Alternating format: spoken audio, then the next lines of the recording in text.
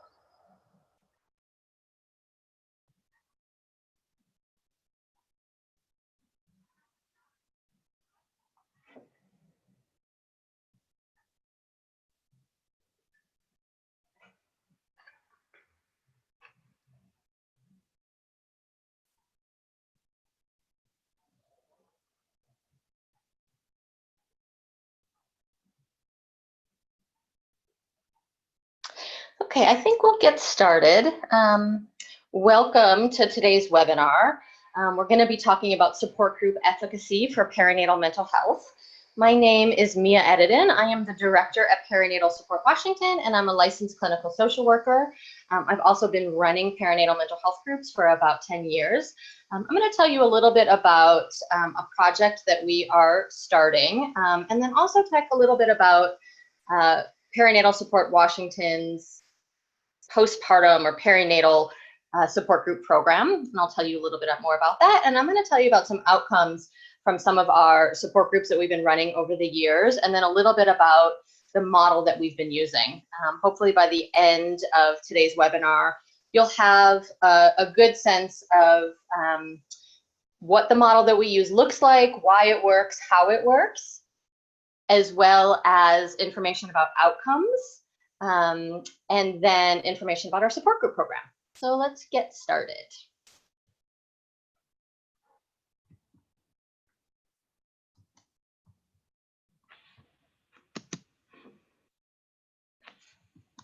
Oops, my computer just has a little lag, so hang in there with me while I get the slides to move forward.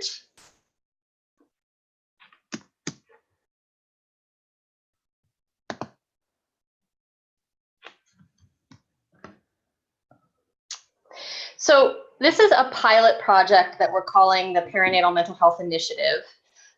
It's a project that's funded by the Department of Children, Youth, and Family, part of the Strengthening Families Washington Division. And it's a community-based perinatal mental health capacity building program. I'm going to tell you a little bit more about what that means. But the community-based is the important part, that we're really hoping to be working in communities to help communities address the needs that they're seeing for the families in their communities with some guidance and support from Perinatal Support Washington. So the project is prevention services. So it's child abuse and neglect prevention, CBCAP funding, from federal child abuse and neglect prevention funding. The goal is to support community-based efforts to develop, operate, expand, and enhance initiatives, programs, and activities to prevent child abuse and neglect with an emphasis on strengthening families. So the Perinatal Mental Health Initiative, we created this slide to sort of help give you an overview of the whole project. So there's a statewide component in which we are hoping to provide training to providers across the state. And we're doing that in two ways. We're doing two-day perinatal mental health trainings. We just did one in Seattle in February. We have a second one that's scheduled in Spokane in April. I'll give you the link to that towards the end of this webinar so that you have the information. that are free of charge. They're funded by the Department of Children, Youth, and Families. And then we're also offering quarterly webinars. This is the second of 4 webinars that we will offer. We did one in fall that was really looking at perinatal mental health from a public health perspective. Why is it a concern? What are the reasons why we would address this on a community level, and why, from a public health perspective. And then this webinar today, which is really looking at perinatal mental health support group efficacy. There'll be 2 more that are coming, and those dates and those topics are to be determined. So stay tuned for more about that. And then part of this project is also to do what we're calling a deeper dive in 7 communities. So we had an open RFP earlier this fall in which communities were able to apply for more sort of focused perinatal mental health capacity building support. And part of that project is in those 7 communities to create what we're calling perinatal mental health task forces, which are really like sort of multi-sector stakeholder meetings of diverse providers in the community to come together and start to think through what are the barriers to care that the families that they're serving are, where are the gaps in services, and thinking through how we can collaborate and come together and create a stronger safety net for families. Those 7 communities are also receiving a 1-day perinatal mental health training. They're also receiving training in support group facilitator. So the facilitator training, how to run a support group, but also training and support around starting a support group. And I will tell you more about that. And then also each community is getting support around creating a perinatal mental health resource and referral guide that's specific to their community. The intention of that is that a provider or a parent could pick up the resource and referral guide and know where and how to access the resources in their community. So from this work, we're hoping some of the goals are increased community capacity. So that's the support groups that each of those communities will be starting. It's also the providers that have more training in perinatal mental health, along with that resource and referral guide, to help create easy pathways for family. And then at the bottom of that triangle, the intensive high quality supports, we recognize that some families may need higher level mental health supports. If you're noticing, there's not a sort of a specific mental health training component to this project. And there's a lot of work to be done around perinatal mental health. And this project is really trying to help communities create a foundation in which to keep working to increase perinatal mental health services. And that really starts with sort of basic provider level training so that all the providers in a community understand perinatal mental health and why it's important.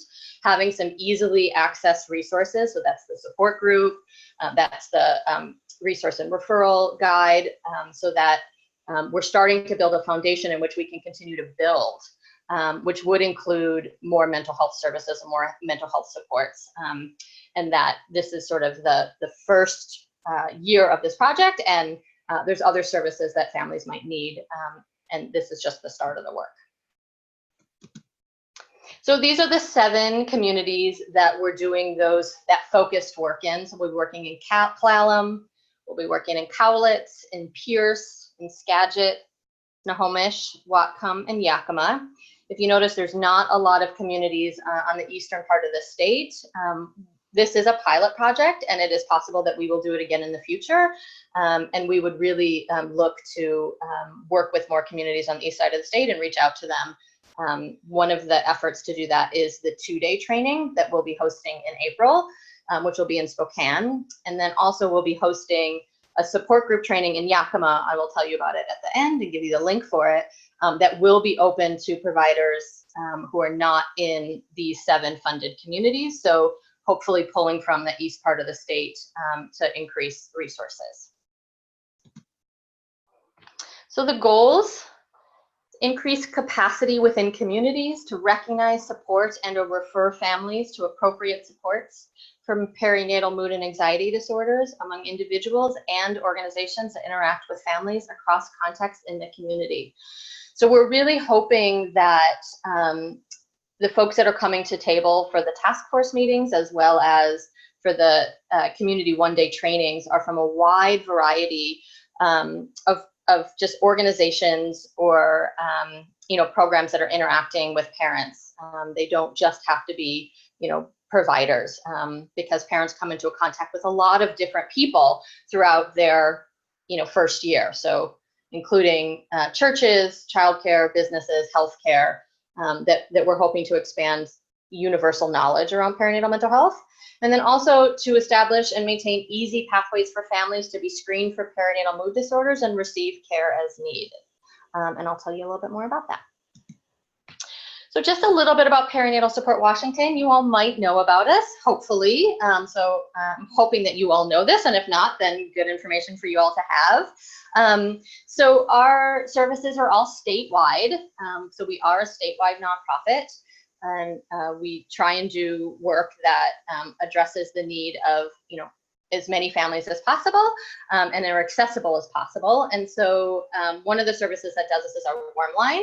So our warm line is available to anyone in the state. It's a call-in line. You can call at any time throughout the day. You leave a message and we call back. And we try and call back the same day as soon as possible. Sometimes it's the next day, especially if they call late at night. And the warm line is staffed by both peers. So those are parents who have recovered from a perinatal mood and anxiety disorder. We have both moms and dads on the line, or it's staffed by therapists who have training in perinatal mental health.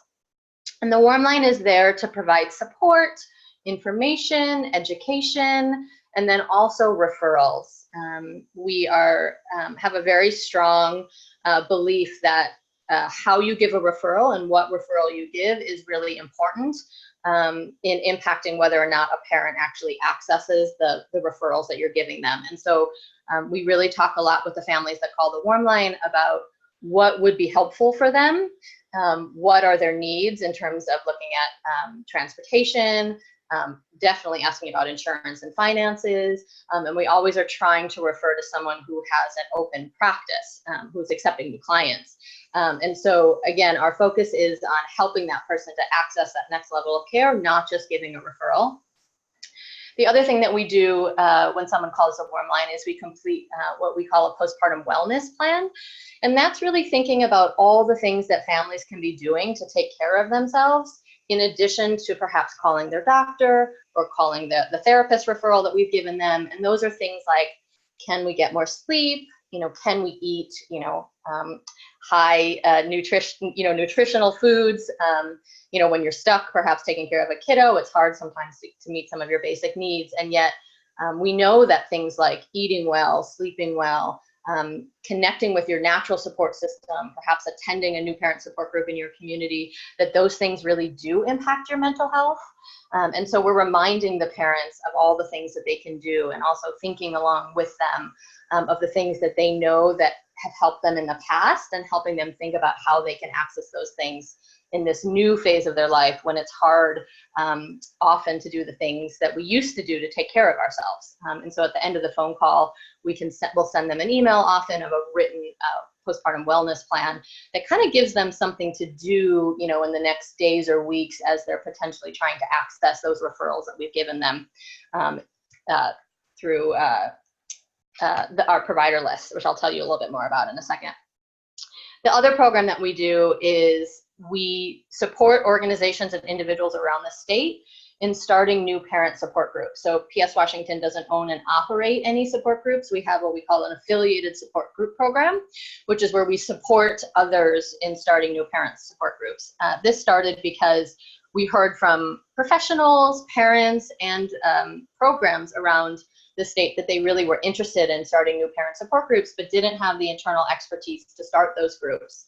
And so rather than sort of Perinatal Support Washington needing to do all the work that is, there is to do around perinatal mental health, we thought, well, wouldn't it be great if we could start a program where we supported local organizations to do that?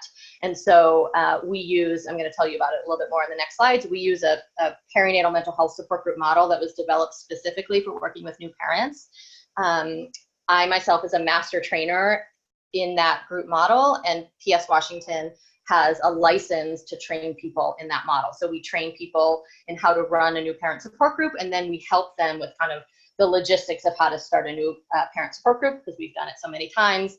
No one has to recreate the wheel. And then we provide ongoing support for those professionals and organizations if they have questions about a parent, if they need resources, if you know, sometimes it's not a mental health professional that's leading the group, you know, they can connect back with me and ask questions around, you know, I think this mom might be struggling with, you know, postpartum anxiety, but, you know, I'm not a therapist, so I'd love to just chat with someone. So we can kind of provide them that clinical backup and support, which then helps programs to be able to provide services when they don't have that internal expertise. So those are our two direct service programs. The rest of our services are really about creating statewide resources and improving either provider education and information around treating mental health or thinking about systems. So we have a statewide provider list. We have about, I think, around 275 providers on that list. It's comprised of therapists, medication prescribers. We also have doulas, lactation consultants on that list. Everyone on our list has training in perinatal mental health. So we know that when we're referring to someone, referring a family to someone on the list, that they're going to be getting good care. And we really cultivate that list and are always adding people.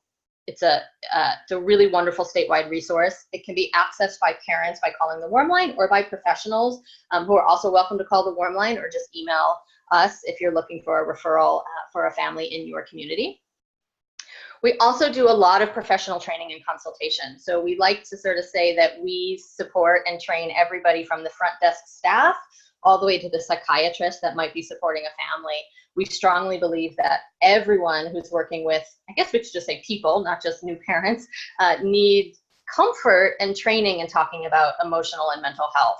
And so it's important to not just be training the mental health provider, but be training everyone who's working with new families and how to talk about emotional and mental health during that period of time. And then the last thing that we do is, you know, we really do think about how are the social policies and the systems in which we live as providers, but also our clients live within, how they're impacting them and how they're impacting their mental and emotional health during this perinatal period. And we think about ways to improve them, and we engage in that. And we think that that's really important, to not just be treating the individual, but to be thinking about what context that individual is living within, and are those systems or policies need to be changed in order to support them. So our affiliated support group program, I told you a little bit about it. It contains consultation on startup and logistics. We also provide the how do you actually run the support group training, so the facilitator training. We provide ongoing clinical support and consultation. We provide a community of facilitators. So all of the folks in our affiliated program have access to each other to ask questions, to say, how did you all do this? You know, sometimes it's, hey, I have low attendance this month. You know, how has someone else helped get the attendance up? Or sometimes it's something like, you know, I really need support. I had a really hard group, who's available? So I provide that, but also the other facilitators can provide that for each other. We also provide ongoing training on special topics. Examples of this is mindfulness is a large component of the group model. And so we'll do trainings on mindfulness for anxiety or depression, obviously taking into account that new parents' mindfulness might look different than, you know, for someone who has older kiddos. So that's an example. We've done training on medication during the perinatal period. We've done trainings on self-care for ourselves as facilitators, how to continue to do the work. So we do lots of training on special topics. And then we also help all of the support groups on program evaluation. So we have created both the tools and sort of the policies on how to evaluate support groups. And so we support them on that so that they can be gaining some information about how their support group is meeting the needs of the parents in their community, and then continue to refine and improve. So a few examples of groups. So, you know, the groups that we work with are really diverse, not just in terms of the communities that they're serving, but in terms of the the training and the credentials of the staff, the location that they're being held. And so these are just a couple of examples that I wanted to point out for you all. So there's been a group in Pierce County called Balance After Birth for Women of Color. It's currently held at the Lakewood WIC Clinic. It's facilitated by WIC and public health staff. They're two women that are both women of color, and they're trusted professionals in their community. It's a collaboration really between, Perinatal Support Washington, who has supported the Lakewood WIC Clinic in running the group by providing some of the things that I've talked about already, the how to facilitate the group, so the facilitator training. I'm available to answer questions to them, but then also a partnership between WIC and public health. Neither of those staff are mental health providers. At least one of the facilitators identify as having had a postpartum mood disorder themselves when they had children. So that's one example of sort of who's running the group and where it's being run. There was another group that ran, it's no longer running, that was in Yakima. It was called Circulo de Madre. Sorry, I do not speak Spanish, so I don't have a nice accent. It was facilitated by a licensed clinical social worker who was a native Spanish speaker, but it was a collaboration. So it was hosted at a local community organization called La Casa Hogar, and it was the facilitator, who was a licensed clinical social worker, was staff at the Yakima Valley Farm Workers Center. So again, it was a collaboration of two community organizations that came together. They thought about where it would be a good place to host the group. And so they decided that La Casa Hogar was a good place to host it, but then the facilitator came from another organization. And that's an example where the facilitator was a mental health professional. The next group that I wanted to just point out to you, it's called This Is Not What I Expected. It's at Evergreen Hospital in Kirkland, Washington.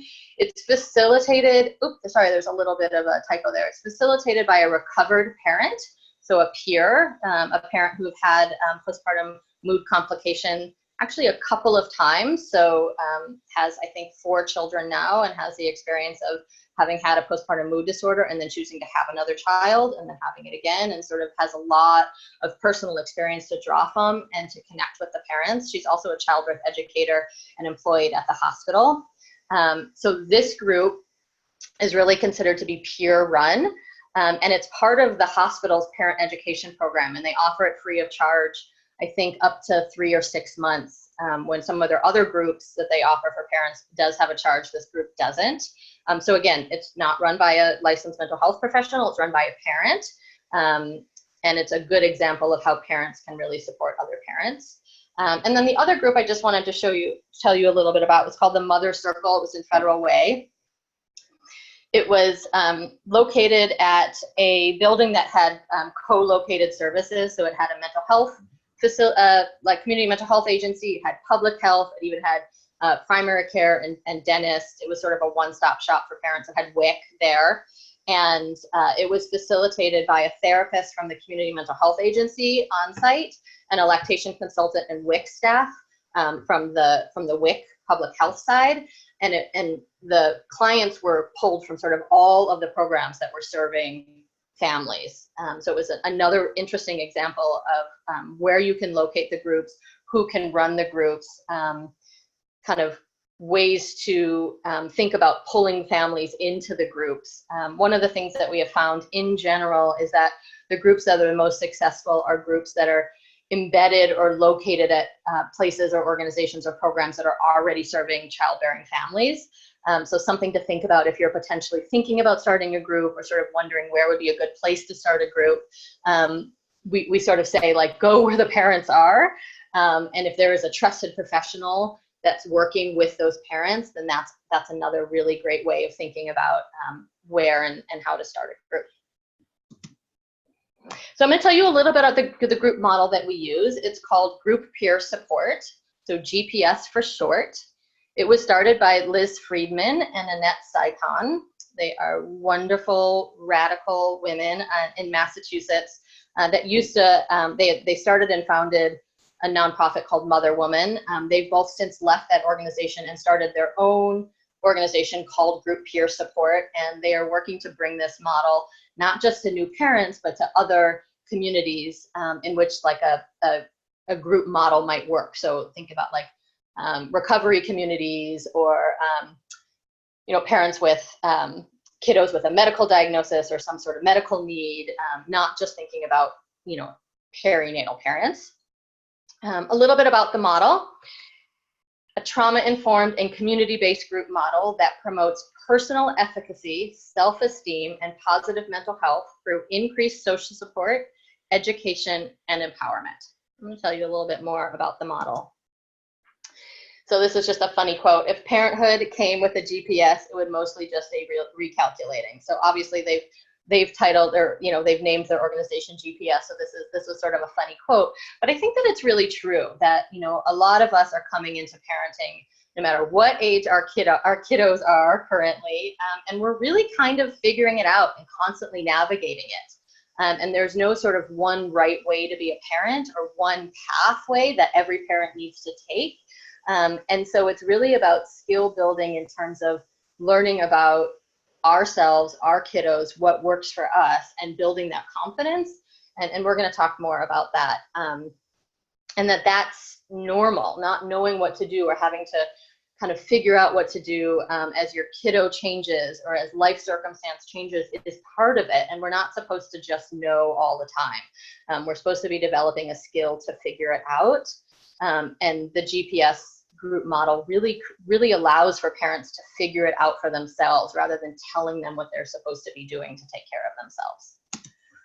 So it's a trauma-informed group model. So trauma-informed care acknowledges the role that trauma plays in people's lives. When we think about working in diverse communities, and when we think about working with women in any community, we know that unfortunately women experience a lot of trauma. And if we're also thinking about working potentially in an immigrant or a refugee community, or working with women of color, we have to acknowledge that there is a lot of trauma that people have experienced, and that they're potentially walking into the group with a new baby having experienced all different kinds of trauma that we don't know about. And so a lot of you probably know about trauma-informed practices, and I'll tell you just a little bit more in a moment, but it's really the perspective of, if you create a space in which you don't even need to ask if someone has experienced trauma, but you create a space in which, if they have experienced trauma, hopefully they will feel that this space is safe enough, or safer, in which they can share their story, then you're accounting for them walking in the door possibly have experienced trauma. So we don't need to say, have you experienced trauma? Then I'll do this. We sort of just assume that a lot of the people that might be walking into our doors or into our group might have experienced trauma, and we're going to sort of build a framework or build a space that will be safe or safer for people than in other groups or other care that they've received before. So GPS groups are trauma-informed and sensitive. They're led by trusted facilitators who represent the community and the lived experience of the group members. So we really strongly believe that whenever possible, especially when you're serving groups that have historically been underserved, that it's best to have a facilitator who is from the community and has the lived experience of those group members. So, some common examples: if you're leading a Spanish-speaking group for immigrant or Spanish-speaking women, obviously the group leader needs to be Spanish-speaking and native Spanish-speaking, bicultural, bilingual. If you're leading a group for women of color, the facilitator really should be a person of color themselves. And that, we'll talk a little bit about this more, but that people need a place to talk about their experience. And if that experience is racism, if that experience is xenophobia, if that experience is, mistreatment, they need a place to talk about it. And if we're not creating spaces for parents to talk about their experiences, then what we're saying is that those are for them to deal with on their own, and there's no really place to talk about it. And so if you're bringing people together in a group, you have to allow them to talk about the experiences that they're having day in or day out. Otherwise, what's the purpose of bringing people in together to talk about their experiences, right? We're asking them to kind of share their personal story, but if we're only asking them to share a part of it, because we don't really understand or we can't understand, then we're really not supporting that whole person. And we'll talk a little bit more about that in a moment. So groups are located in accessible and trusted locations. So again, depending on the group that is trying to be served, it might not make sense to have the group be at a hospital. It might not make sense to have a group be at a mental health agency. And it's really different by each group. And the best way to know is to ask. Again, so if you are a person who's from that group or have the lived experience of that group, you might know where those places are that would be the best, the best place to hold that group. If you're not, then it's important that we're really engaging the people that we are trying to serve and asking, is this going to meet the needs? Again, with the ideal situation being that the person is from that group and has that lived experience. So I talked a little bit about this. The groups are responsive to the needs of the community. So, really thinking about, one of the things that we were talking about recently is one of the communities that we're working with has a large Spanish-speaking community that are largely farm workers. And so we were talking about starting a group in summer, which is the highest season, right? That's when this community makes their money for the year. And so we were really thinking about, when or where would it make sense to hold this group, knowing that this is the high season. And so that's one example of really thinking through who you're serving and thinking about where the group needs to be and when the group needs to be to meet the community's needs, which can be tricky as a provider because we also have to meet our needs as a provider, and we also have to meet, our program's needs and, our whole organization's needs. And so as the provider, sometimes we can kind of get pulled in different directions, but we will always be most successful if we are responsive to the needs of the community that we're trying to serve. So I just talked a little bit about this. It needs to be responsive to the needs of the providers as well. That the providers themselves need support, education, and training from their programs, from their supervisors, from their administrators. They also need clinical support from an organization like PS Washington or another person or organization that has that expertise. That we don't just sort of train a support group leader and say, okay, go, you're on your own, have fun. That providers need a lot of support. One of the things about the GPS groups is because it does have a structure and a model, it's replicable and adaptable. So for instance, again, if we're thinking about serving different communities, what we often do after facilitator training is kind of sit down and talk with the facilitator that was just trained about how is this going to work for your community, or what needs to be adapted in order to better meet their needs. What needs to be taken away? So while it's a group model that is replicable, it's not rigid, and it's very adaptable and has been used in a lot of different communities with all different families from different cultures, races, religions. And one of the things about the model is because it's not a curriculum, we're not trying to teach anybody anything. We're trying to create a space in which parents might feel comfortable sharing their experience. There are parts of it that are very adaptable and need to be adaptable to be culturally appropriate. The purpose of trying to do all of these is to overcome barriers to care. I'm going to talk a little bit about the barriers that families experience trying to get into perinatal mental health resources specifically, and that how support groups can actually meet that need. So the elements of the trauma-informed groups: structure and consistency. So again, after perhaps we've changed or adapted the model, it stays the same. So when parents come back each time, it's the same. So that's part of that, how do we accommodate or anticipate folks coming in with trauma, is we try and create a very consistent structure in which every time they come in, they know what to expect, and then they know how they can be in the group, and they can determine how much they want to share, when they want to share, if they want to share, that we create the structure that they get to choose if this is the space that they want to share in. So trustworthiness and transparency of the leadership. So again, even if it's a mental health provider, for instance, that's running the group, the facilitator takes a perspective of us and we, and we participate in the group. So to be a facilitator in a GPS model, you have to feel comfortable disclosing some information about yourself, And if you don't feel comfortable disclosing some information about yourself, it might not be the best model for you. So we don't ask parents in the groups to do anything that we're not willing to do. So in the beginning of the group, part of what every parent does is check in and kind of say how they're doing or what they're coming to group with. And the leaders do that as well. And we do that from a particular place. You know, we're not kind of just sharing just to share. We're sharing, you know, strategically. Some of the things that we're sharing about ourselves are things that we want the group participants to know they can talk about. So we're sort of modeling and using our check-in as an example of what they could talk about. But we're being authentic and we're being transparent.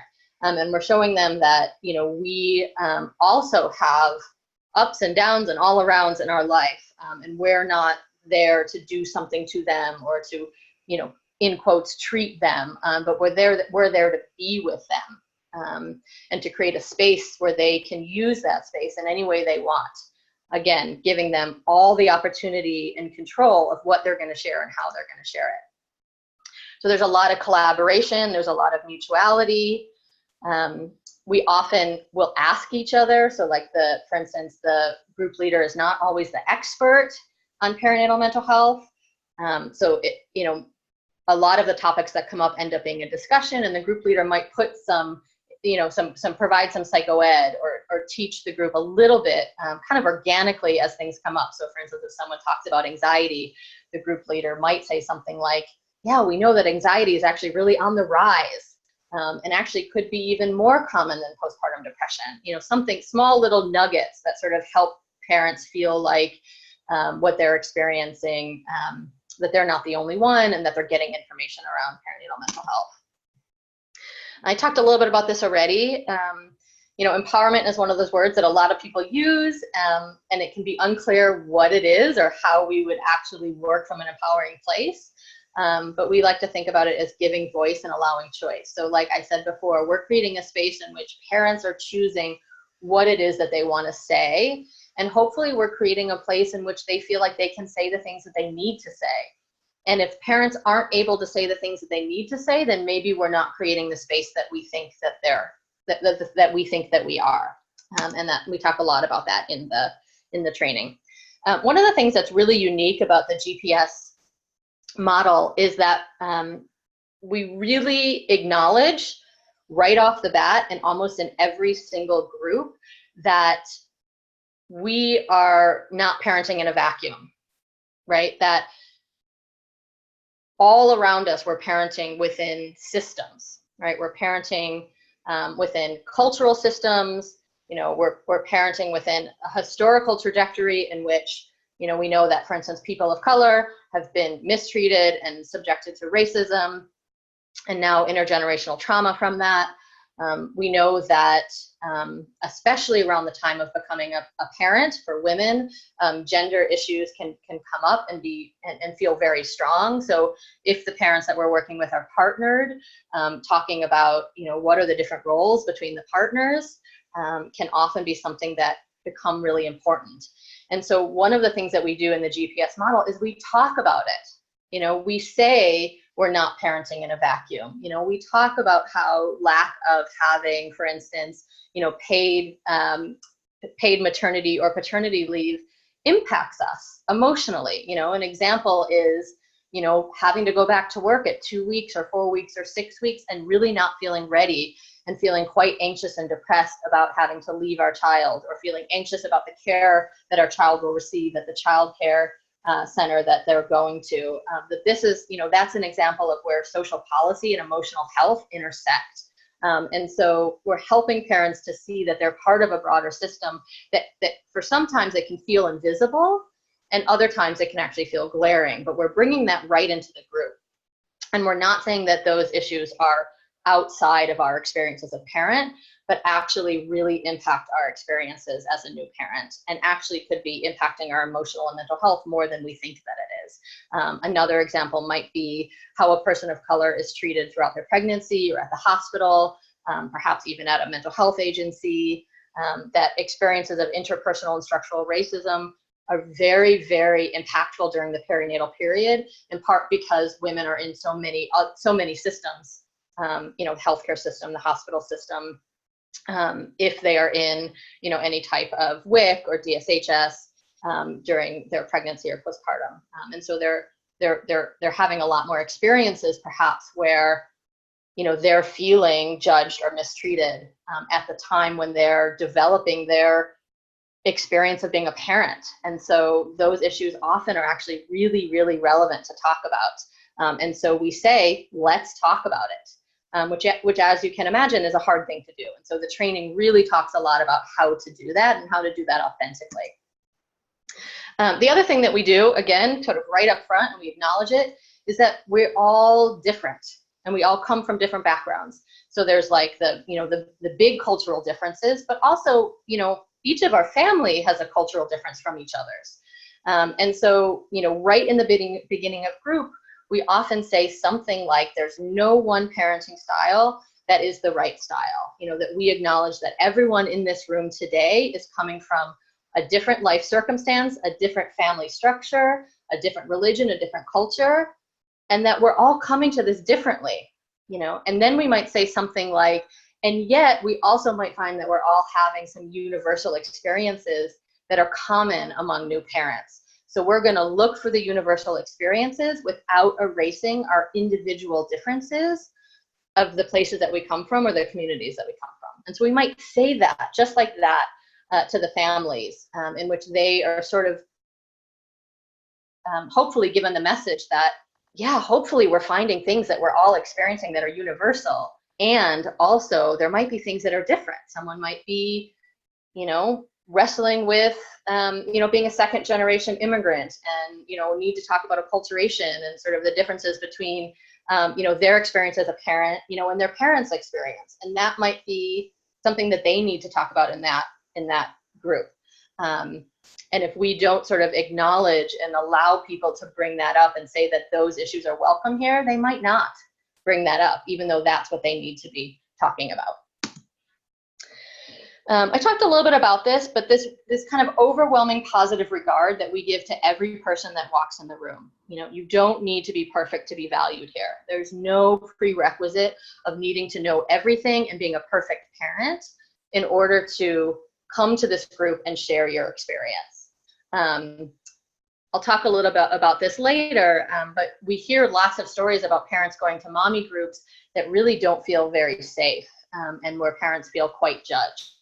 And so we're working really hard in these groups to create a space for parents to feel safe, but also, we're really modeling that, so the facilitator really needs to be able to do that honestly and authentically with the parents. And what we're finding is sometimes the parents come and say, I'm using some of these ideas with all of my friends, and I'm noticing that, it doesn't matter if I'm breastfeeding and they're bottle feeding, or we're co-sleeping and they're, sleep training, that I can really understand where my friend is coming from or my sister is coming from. And it's actually deepened our relationship. So there's some cool stories that come out of it. So as you're probably gathering, this sort of empowerment model is really resiliency based, right? So GPS support groups hold out the inherent strength that individuals and groups with unique experiences have, even when they can't remember them for themselves, right? So it's really easy to think about all the things that are hard, right? And all the things that are bad. But what if we also remember and really authentically believe that each person and each individual actually has exactly what they need to take care of themselves and take care of their baby. And we're offering that to them every single time they come to the group. So every time they walk in, we're saying, look at what a great job you're doing with your kiddo. Look at how she or he looks up at you, when you're talking, and they'll be talking to the whole group and they'll look down at their kiddo and be like, oh yeah, she is responding to me. And so, by us holding that, that even if in those moments when they're feeling depressed or they're feeling traumatized, that we see their strength and we know that they'll find it again. It helps them to kind of be in their experience and know that they're going to get to the other side as well, and that we're with them until they get to that other side. So I want to kind of switch gears and talk a little bit about some of the outcomes that we've had from our groups. So this particular data set is from 2016 to 2017. We had about 130 parents run through our groups, and these are some of the outcomes that the moms reported after attending them. And I can tell you a little bit more. I'll run through this and I'll tell you a little bit more about the demographics of the groups. I actually don't think I have a slide on the demographics, but they were all women of color group, a Spanish-speaking group, two of those groups that I listed on the earlier slide, a group of parents, all Medicaid eligible in a sort of medium-sized town in Washington. So these are not sort of, white middle class, well-resourced families, although there might be a few in there that meet that demographic. So anyways, 98% of the parents reported that the group helped them feel better. 94% reported that the group made a difference in their lives. 95% reported that they learned that self-care was important to their mental health. 62% reported that they had taken significant steps to improve their self-care, with another 25% reporting that they had taken some steps. This was interesting. So we asked in the outcomes about dosage, so how many groups that the parents had attended, and 79% of the parents that only attended one group. So of those people that, said, I think it was like maybe 30 or 40 of the parents had only attended one group, reported a decrease in depression or anxiety symptoms. And then 94% of the parents that attended 77 or more reported a decrease in symptoms. So we're seeing really great outcomes.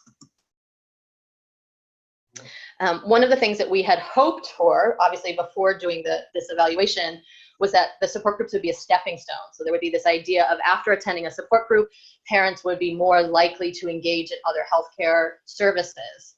And we know that new parents experience many, many barriers to accessing healthcare. So we know that most parents never access mental health care for a lot of reasons. We know women of color are less likely to access mental health care, and they're also less likely to receive a full course of treatment. So they're less likely to stay in care until their symptoms remit and then stop treatment at that time, that they stop before their symptoms go down.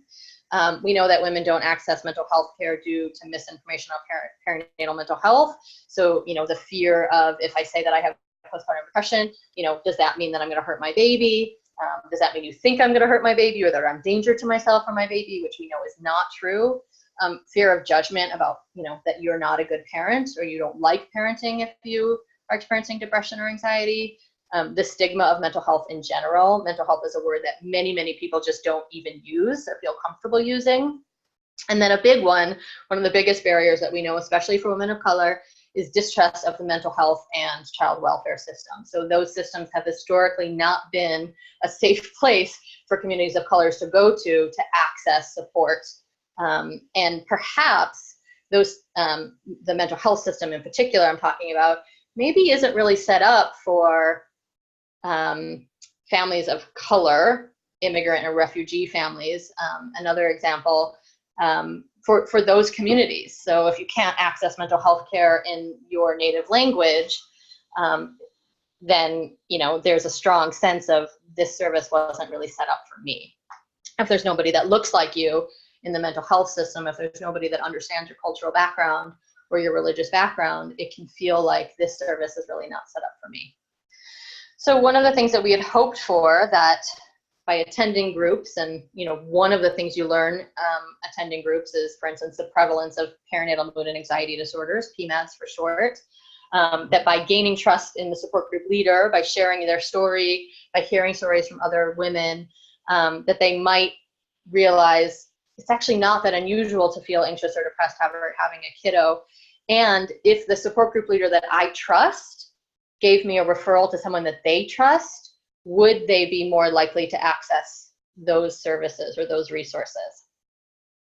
So kind of with that hypothesis, we found that 94% of parents reported that they would be more likely to tell a healthcare provider about how they were feeling, and that 50% actually did access mental health care since attending group.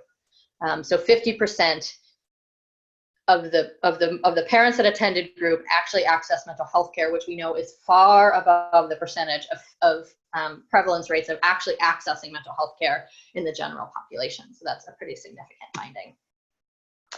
The other thing that I just really wanted to point out about this group model is that we know that isolation is actually the #1 risk factor for postpartum depression. So PPD is short for postpartum depression.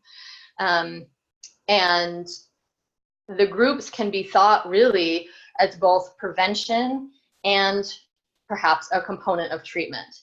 And we could actually be either reducing onset of perinatal depression or anxiety, or reducing severity by referring families into new parent support groups. So what we found was 95% of the parents who reported, 95% of parents reported that the group helped them to feel that they were not the only ones who struggled after having a baby.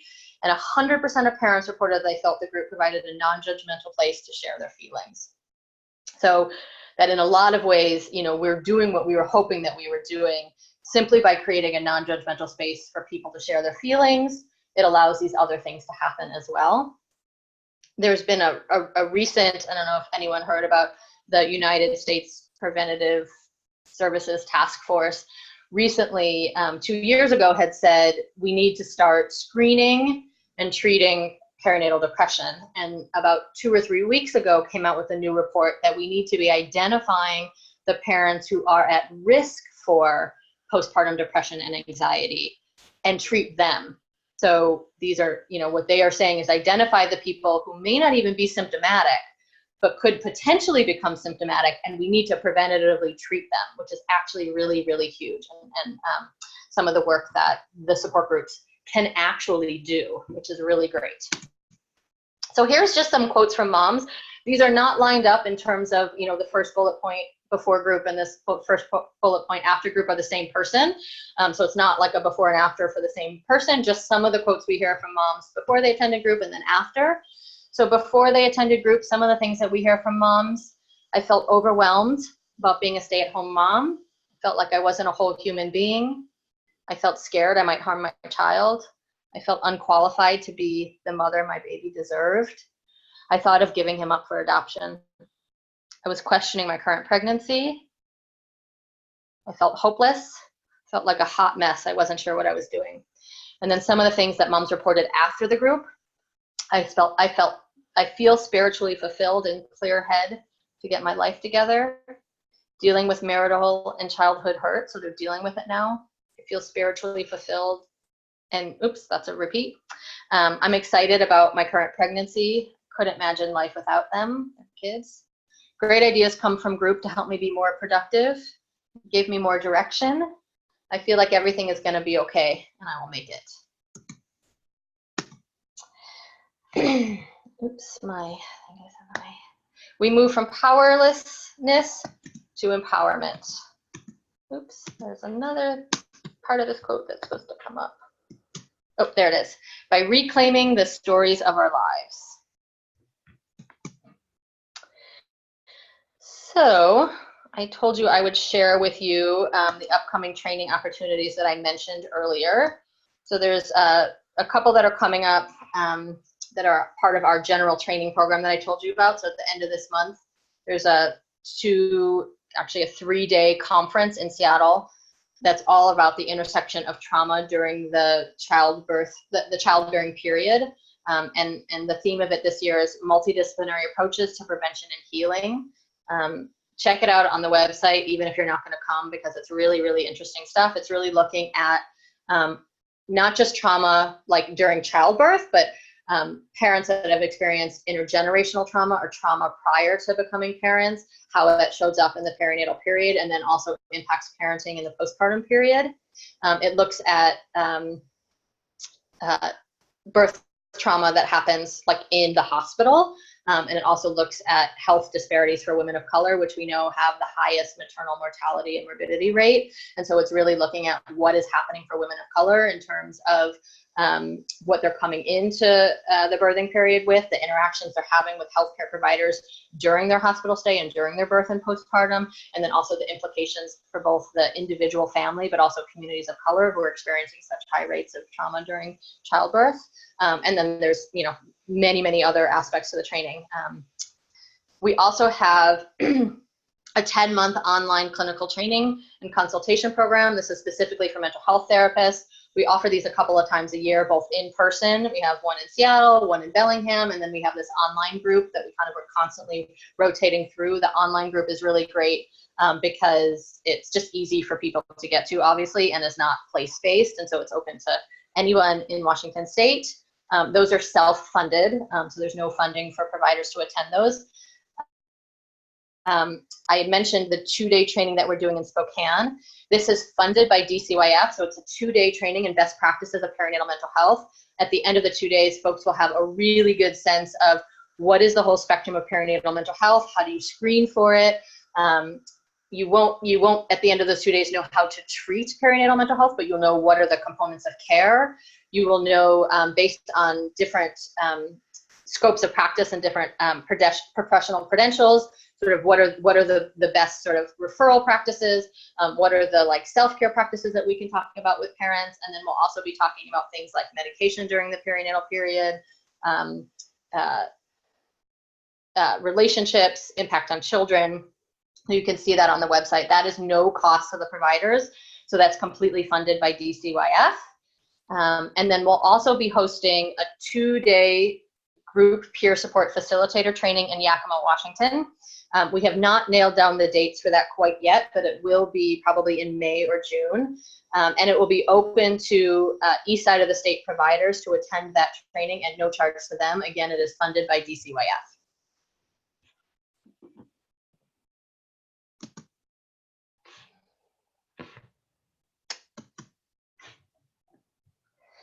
And sorry, my computer, there it is. So thank you so much for attending today. This video will be put onto the Perinatal Support Washington website. And so, you know, if you want to watch it again, or if you want to share it with a colleague, feel free to. It'll be on the, we have a section that's for providers and on education for providers, so it'll be on the website there.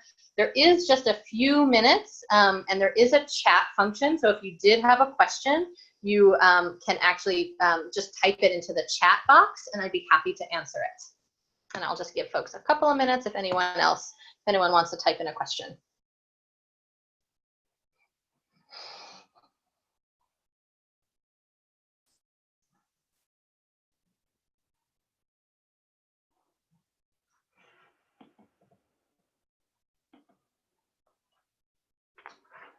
Okay, well, I don't see anybody typing. So I didn't put my email on this last slide. I'm so sorry.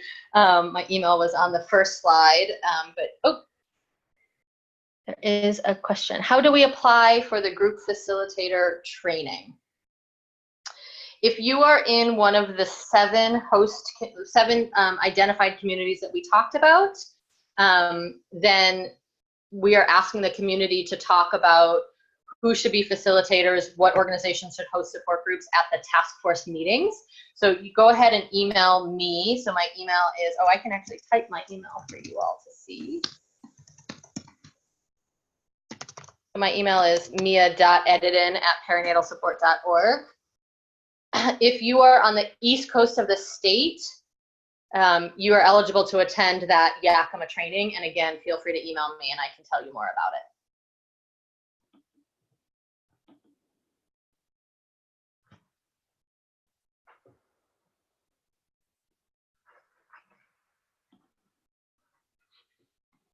Okay, well, I don't see, will there be a separate facilitator training for community healthcare workers in one of the 7 areas? Yes, if you are in one of the 7 funded communities, you will have your own facilitator training and I will connect with you, or you're welcome to email me. So we're scheduling those now, and depending on which community you're from, there'll be different trainings that you can attend. So it looks like that's from First Step, so from Clallam. So feel free to just email me. We're hoping to schedule that training to be in Olympia. And I was just looking at that today in May or June. So we have not settled the date quite yet, but we're doing that very shortly.